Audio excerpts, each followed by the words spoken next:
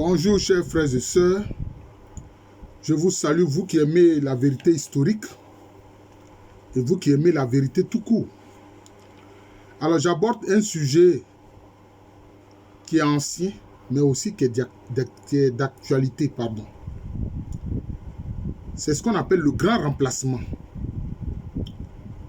Bon, c'est une théorie qui a traversé des siècles jusqu'à aujourd'hui.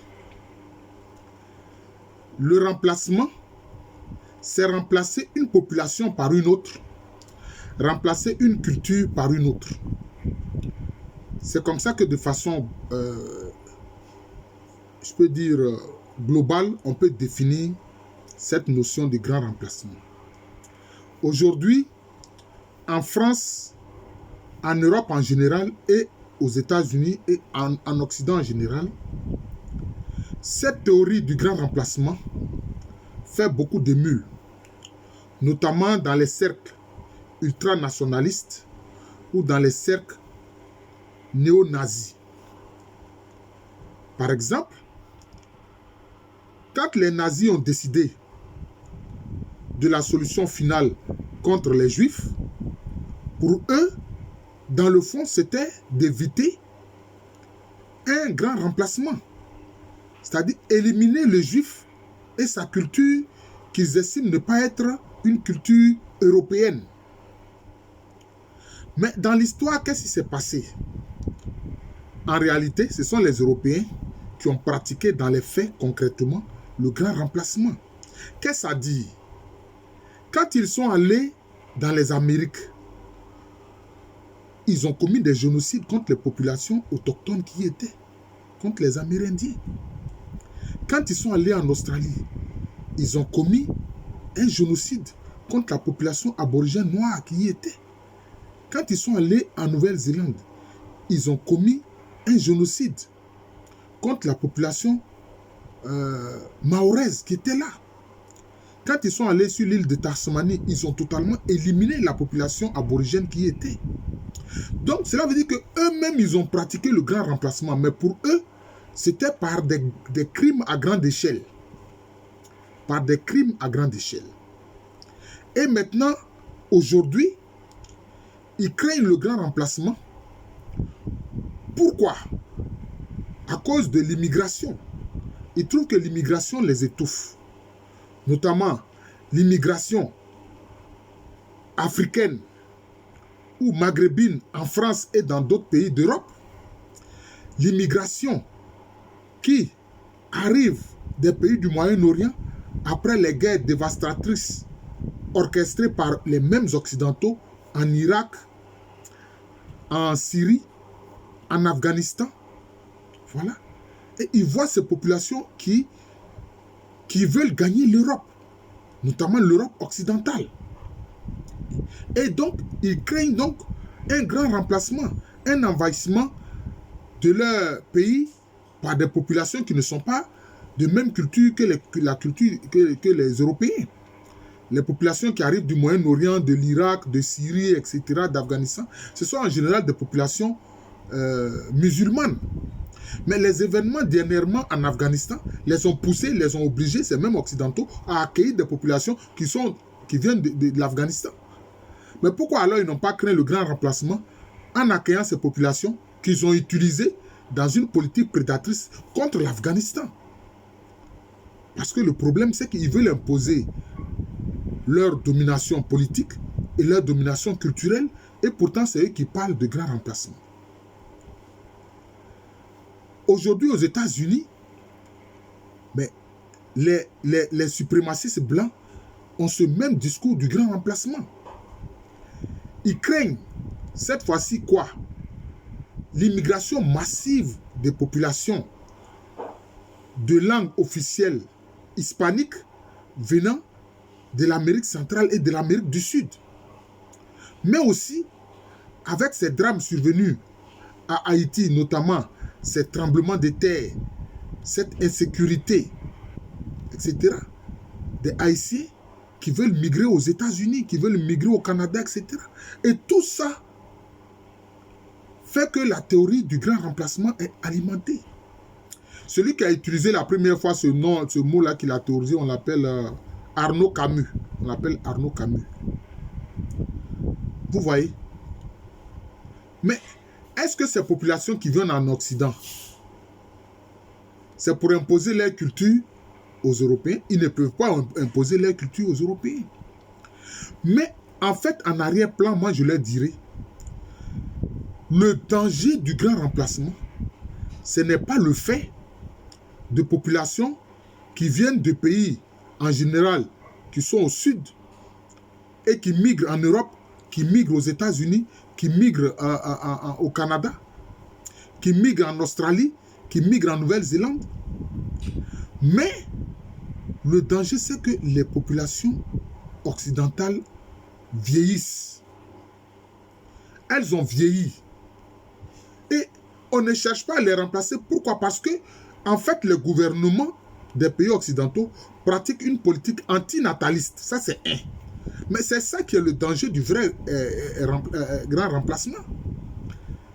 Si vous laissez votre population vieillir et que vous ne faites pas une politique nataliste pour la remplacer, donc c'est vous-même qui êtes à l'origine du grand remplacement. Vous voyez? Cette, je peux dire, politique aussi qui consiste à favoriser l'IVG, l'interruption volontaire de grossesse, ça fait partie de la politique antinataliste. Hein? C'est ça qui est le danger. Hein? Hein? La promotion de l'homosexualité en général, de ce qu'ils appellent les LGBT. Hein? LGBT. Lesbiennes, gays, bisexuels, transsexuels. Ils ont ajouté même Q plus Q. C'est-à-dire des gens qui sont asexués. C'est-à-dire qu'ils ne sont ni masculins, ni féminins. Ils ne sont ni hommes, ni femmes. Et aujourd'hui même, aux États-Unis, avec le gouvernement de Biden, il y a des passeports d'individus, hein, où il est mentionné que, bon, ils sont asexués, c'est-à-dire ils ne sont ni hommes ni femmes. Et sur ces passeports-là, cela est mentionné ainsi. Donc, le grand remplacement, ça vient d'eux-mêmes. D'abord, parce qu'ils craignent ce qu'ils ont fait dans l'histoire en commettant des génocides contre d'autres populations. Deuxième chose, ils ne voient pas le fait que la population vieillit et que toute leur politique est antinataliste. Troisième chose, ils ne voient pas le fait qu'ils suscitent par leur politique impérialiste des guerres dans d'autres pays qui étaient en paix et que cela provoque donc une immigration vers leur pays. Quand vous allez faire la guerre en Syrie, la guerre en Irak, vous allez faire la guerre en Libye et que vous entretenez de faux djihadistes, hein, qui ne sont que des terroristes, hein, qui participent de votre politique impérialiste, mais ce n'est pas étonnant alors que des populations fuient ces zones d'insécurité pour aller en Occident. Et tout ça, c'est ce qui suscite leur peur alors du grand remplacement. Or, ils oublient que cette forte immigration dont ils craignent les conséquences comme grand remplacement, tout cela vient de leur politique impérialiste qu'ils appliquent dans le monde entier. Et aujourd'hui, en France, avec l'approche des élections de 2022, on voit ce discours-là du grand remplacement qui réapparaît. Bon, les Le Pen tenaient ça depuis longtemps, mais aujourd'hui, je peux dire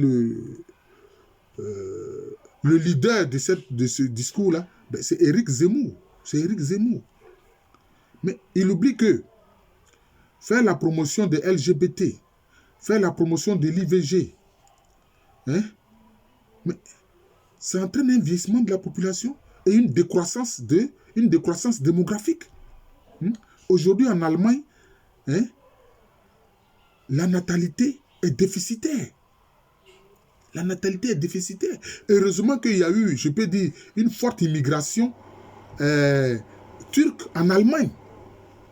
Mais alors, les Turcs, ils ont leurs coutumes, ils ont leurs traditions. Ils sont en général musulmans. Et justement, alors, ceux qui parlent du grand remplacement parlent aussi d'une guerre des cultures. Parce qu'ils constatent que ces populations qui viennent d'autres régions pratiquent d'autres traditions, pratiquent d'autres religions, etc. Alors, on attaque l'islam comme religion qui s'implante en France, etc. Alors que l'islam aussi, c'est une religion qui a une vocation universaliste, que les gens adaptent à leur vision culturelle. Les Turcs, ils sont musulmans, mais ils ne sont pas arabes. Les Iraniens, ils sont musulmans, mais ils ne sont pas arabes, ils sont perses pour la plupart. Les Indonésiens, d'ailleurs l'Indonésie, c'est le plus grand pays musulman au monde, plus de 200 millions de musulmans. Mais ils pratiquent l'islam, ils ont leur culture propre, malgré, je peux dire, au-delà de l'islam. Vous voyez? Donc, cette théorie du grand remplacement que certains mettent en avant, mais en fait, c'est pour apeurer la population, c'est pour nourrir le racisme, c'est pour nourrir le manque d'altérité. Et c'est pour ça que je dis que, vraiment, le grand remplacement, c'est un léviathan mutant. Ça mute avec les périodes, avec le temps. Hein? On voit cela en Europe, on voit cela aux États-Unis, on voit cela en Australie. Un pays vaste comme l'Australie. Hein? Mais ils craignent d'accueillir des populations nouvelles. Ils craignent d'accueillir des populations nouvelles. L'Australie est tellement vaste, c'est une île-continent presque. Mais eux-mêmes, quand ces Australiens blancs là, d'origine européenne, quand ils sont partis, qu'est-ce qu'ils ont fait? Ils ont commis un génocide contre les aborigènes noirs qui y étaient. Donc voilà la question du grand remplacement. J'ai voulu en parler frais, parce qu'il y a quelquefois des sujets comme ça, auxquels nos frères africains qui sont en Afrique ici ne font même pas attention. C'est quand ils vont en Europe qu'ils entendent parler de ces choses-là.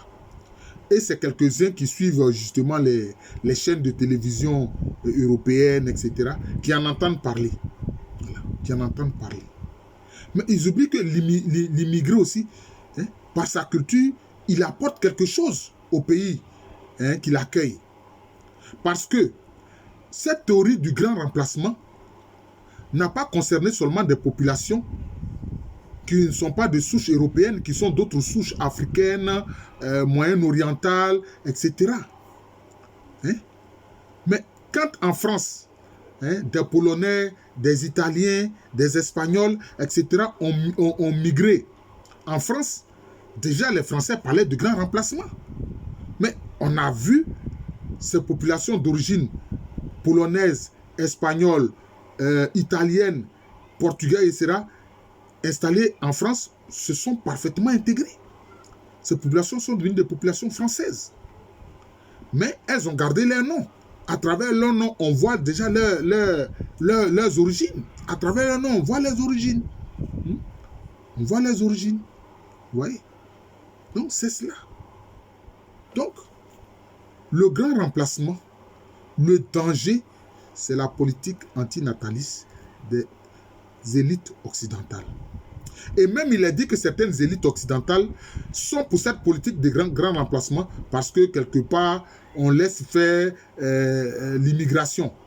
Il semblerait, bon, ceux qui sont souvent des suprématies blancs estiment qu'il y a des politiques occidentales qui laissent faire, ils font semblant de lutter contre l'immigration, mais dans les faits, ils laissent faire. C'est comme je regardais dernièrement une vidéo des Haïtiens qui ont pu passer la frontière du Rio Grande, ce fleuve-là, entre les États-Unis et le Mexique, et qui se sont retrouvés sous un pont aux États-Unis. Voilà. Ils étaient tellement nombreux sous ce pont, ces Haïtiens-là, que alors, bon, les suprématies blancs ont accusé le gouvernement de Joe Biden d'avoir laissé ces Haïtiens-là pénétrer plus profondément le territoire américain. Vous voyez. Je vous remercie. Je suis le professeur Alou Kwame René, professeur titulaire d'histoire à l'université Félix Faure-Bourg, université qui est à Abidjan, à Cocody, c'est en Côte d'Ivoire, un pays situé en Afrique de l'Ouest. Alors, dernièrement, j'ai discuté avec des collègues, ils me disent, mais professeur Alou, tu es spécialiste des ACA, mais on voit que vraiment tu abordes tous les sujets. Comment tu fais? J'ai dit, mais oui, je me suis spécialisé dans l'histoire et la culture des ACA. Mais ce que je vous dirais, c'est simplement prendre l'exemple d'un arbre. L'arbre, il a un tronc. Le tronc, ça, c'est l'élément principal. Mais il a des branches. Il a des branches. Les branches, ce sont les connaissances annexes que j'ai, c'est tout. Donc, je ne fais rien d'extraordinaire.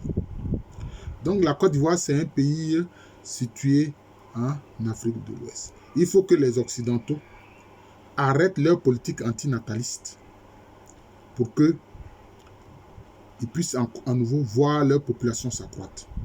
Il faut qu'ils arrêtent leur politique prédatrice dans les autres pays qui obligent ces pays-là, fuyant l'insécurité et les guerres, à aller se réfugier dans les pays d'Occident. Et puis, la théorie du grand remplacement va disparaître de lui-même. Parce que celui qui a l'aise chez lui, pourquoi est-ce qu'il va quitter son chez lui pour aller ailleurs? Il ne le fera pas. Voilà, il ne le fera pas. S'il y a des jeunes Africains qui prennent le risque de traverser le désert du Sahara, puis traverser la Méditerranée pour aller en Europe, c'est parce qu'il n'y a aucune perspective pour eux ici. Il n'y a rien ici. Vous menez une politique de prédation avec votre affaire de franc CFA que vous voulez traverser en écho, mais en gardant les paradigmes et les éléments principaux de votre domination qui empêchent l'industrialisation de l'Afrique de l'Ouest. Mais vous aurez les conséquences, c'est tout. Vous aurez les conséquences, mais en plus, maintenant, ne venez pas vous en plaindre. Et il ne faut pas que des politiciens véreux puissent utiliser cela pour effrayer l'électorat et pour ainsi avoir des voix aux élections. Merci encore. Bonne journée, bonne soirée à tous.